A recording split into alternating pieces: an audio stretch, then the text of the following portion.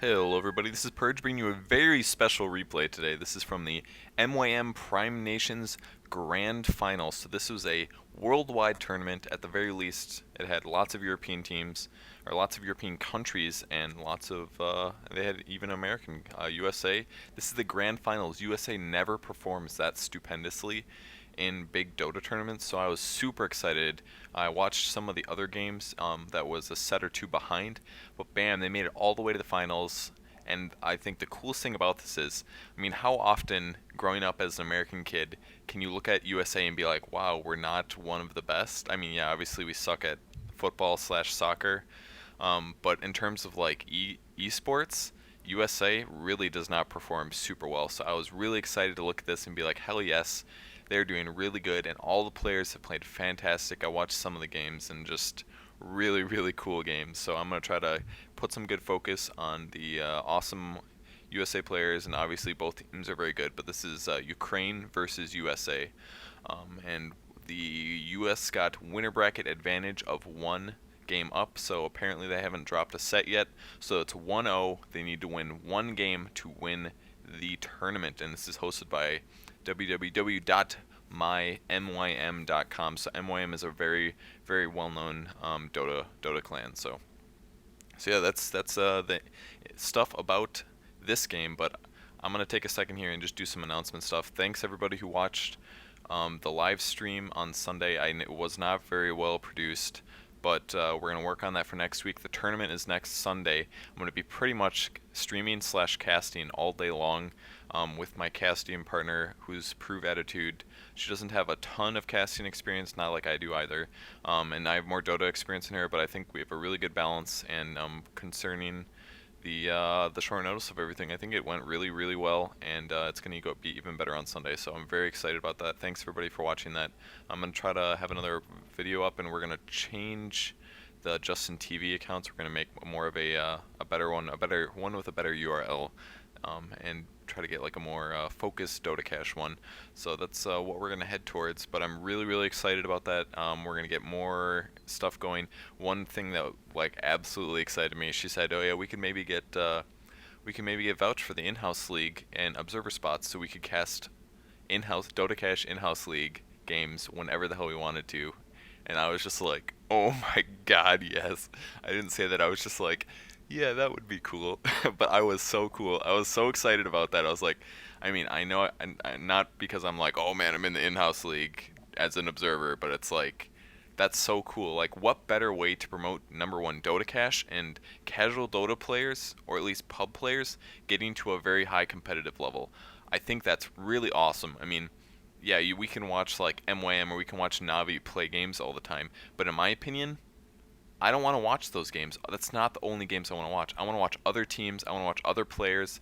I want to like give the regular pub player hope that they could someday be on one of my casts at a very high level. I mean, yeah, sure. Dota Cash players at the top level are not on professional teams by any means, but they could vaguely compete, and I think that's worth watching because some of these top level plays are out of anyone's league anyways. I mean, the first time I actually saw professional Dota replays, I was like, what the hell is going on? How, they like play completely different than in a pub, and that's true. It's very extremely refined, and they play very unusually. So that's all I'm going to talk about the announcement. It's next Sunday. I don't have the time details yet. It's probably going to be all day. We're going to stream most of the day. It's probably going to be the same setup. She might stream instead of me. I'm not completely sure about that yet, but hopefully that works out. And oh yeah, by the way, I'm pretty sure this is working right now, but I am now officially casting in mostly widescreen.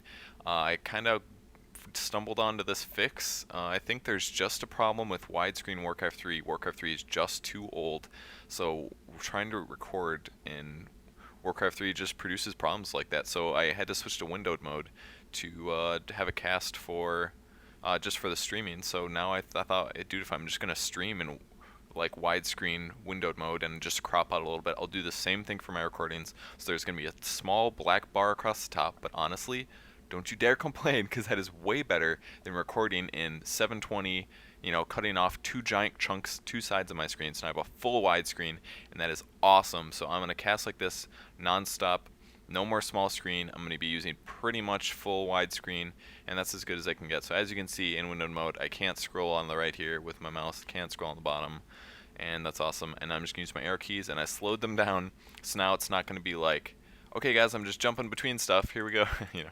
So yeah, hopefully my cast improvement is going to be huge. So let's actually talk about this game. Here we go. Bands throwing down Wisp, Nerubian Weaver, AA, very good bands. We have a Phoenix band, a Pugna band, and a Shadow Demon band. Before I can say this Phoenix band is cool, I want to see him played. And this is just my skepticism. I'm sure he's a really powerful hero. He has a lot of nuke potential right now. You just max Fire Spirits and dive, and that's like 250. You can do like, I think, like 500 or 600 burst damage immediately, AoE, which is a crap load. Oh my god, Tree left unbanned. Tree is really, really good. He's not Mega Imba in this one. I think, I wish I knew the map version. I think this is still 6.71. Most of the replays on that website, go2gamers.net, where I got this, are all slightly outdated. So I want new replays, but I'm just going to have to wait a month, and then there's going to be a lot of new stuff. So yeah, that's all the bands. We got a Razor band and a Windrunner band following up with the Shadow Demon. I probably already said that, and I'm very surprised Invoker actually got picked here. Very commonly banned, and they traded it for, yeah, like a Wisp is not very normally banned, but in this tournament, Wisp and Phoenix got banned routinely. Probably, maybe this is why they just nerfed Wisp. They nerfed Wisps slow on the orbs. The orbs were such good magic damage. When I played Wisp heavily the first week or two that he was around, and I would just, I mean, level 2 you're doing 200, or level 2 Wisps or Spirits or whatever does like 200 damage, no, 250 damage at level 3. If your hero's level 3, you can land long range damage of that magnitude, and it slows like really, really powerful. So I think that's probably a worthwhile nerf. I've played against him since he got the nerf, and he still owned my noob teammate in a tier 2 game. So that's how it turned out. Vino ban, I appreciate that because I love Vino.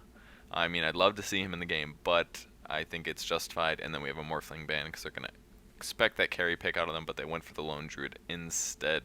So still a Visage, still popular, and also Earthshaker, always a good hero. But I'm really curious about the Thrall. I haven't seen very much Thrall in professional games, so I'm really excited to see this replay. And also the Clockwork and the Lich. Just Lich is so nasty. Lich is seriously on my ban list for like for a while now. Like I'm gonna ban her a lot, or it. That demon spirit who has no gender, and Clockwork's gonna solo a long lane. Oh yeah, that's one thing I screwed up in my cast. I don't know if you watched my cast yet, the live stream. I was kind of working out how to upload them, but you have to like give permission to your YouTube channel through the Justin TV, and I tried to do it at first. Like maybe I was like, oh, I'll just upload these two, and then I'll work out how things are gonna work in the future. And I logged into our shared Justin TV account, and I tried to upload it, and they're like, oh, we'll send you an email, and then nothing really happened. And I checked my email and my YouTube in the morning, and nothing was there. So I was just like, all right, what the hell, whatever. So I just canceled it, and I was like, if you guys want to watch them, you're gonna have to go to the Justin TV. That's what I'm trying to get to. So go to Justin TV /prove attitude, no spaces. I'll type it in. Can I type it? I can't type. Damn it. No typing. So just go look at my not the shoutcast, the announcement video I made yesterday on Sunday, and the information's in there. So go for that.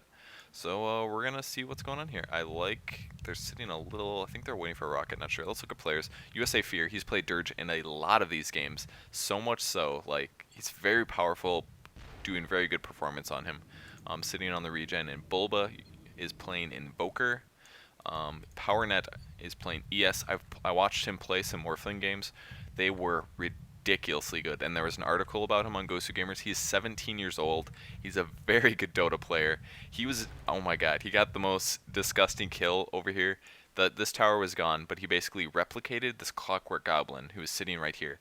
And then he just auto-attacked the Clockwork Goblin and used the replicate to creep block the Clockwork Goblin, like all the way down here before he got a kill. All he had was like Treads and Perseverance and Ring of Basilius, and he auto-attacked down and then nuked a Clockwork while his ally came for a gank. It was like ridiculous. I was like, holy shit, he is seriously, and he creep blocked him for like 15 to 20 seconds. It was ridiculous. It was ridiculous. So, yep, that's the so that was the awesome Morphing play by Power.net.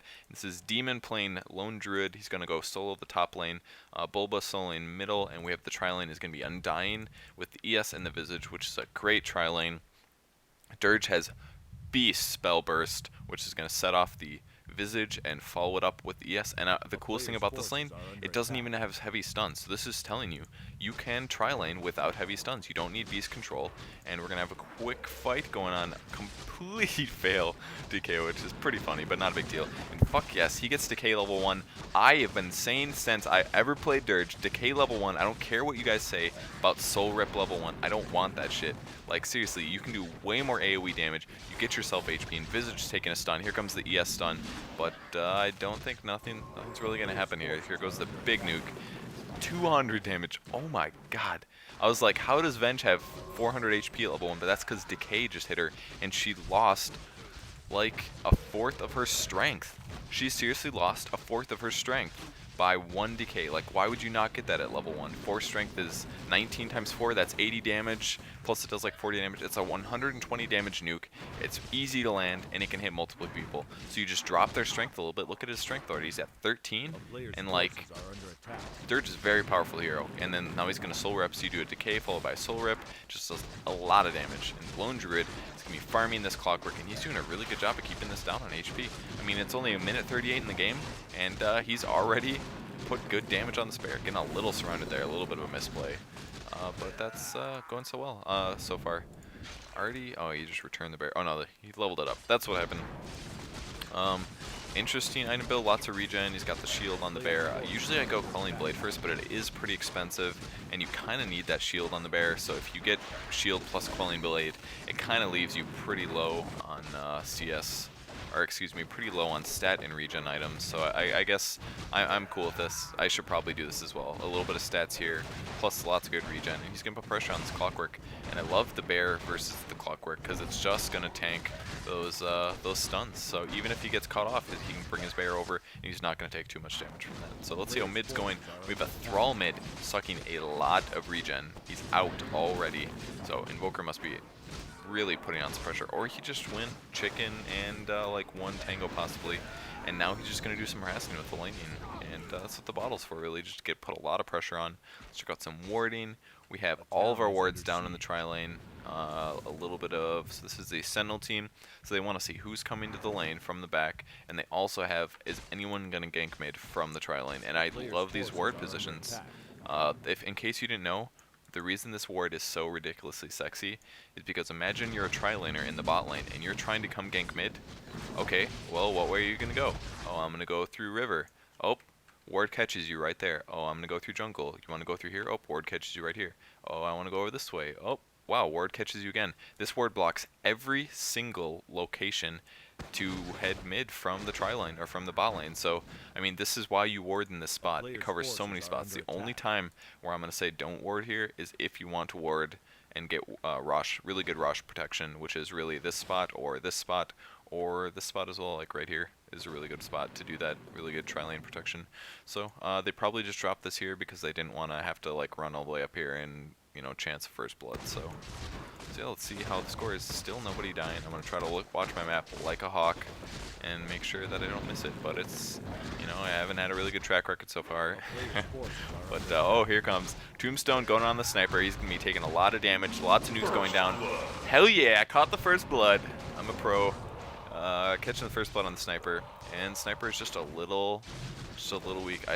Interesting. Tombstone at level 3. Usually I go 2 levels of soul rip, but this guy plays Dirge really well, so I'm gonna take his advice better than anything that I know. So putting the Tombstone down, stack like 2 zombies, good stun going from the ES, and they're gonna initiate to try to get some defensive pressure going on here.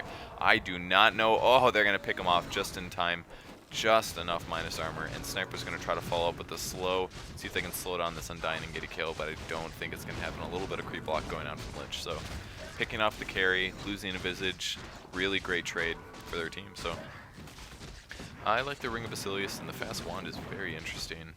Gives them some HP, which is definitely going to be needed against this tri-lane, and more than anything, you know, give them some mana every time we have a decay cast, or Nurse Chicken. Popping the smoke already, hiding back in his base.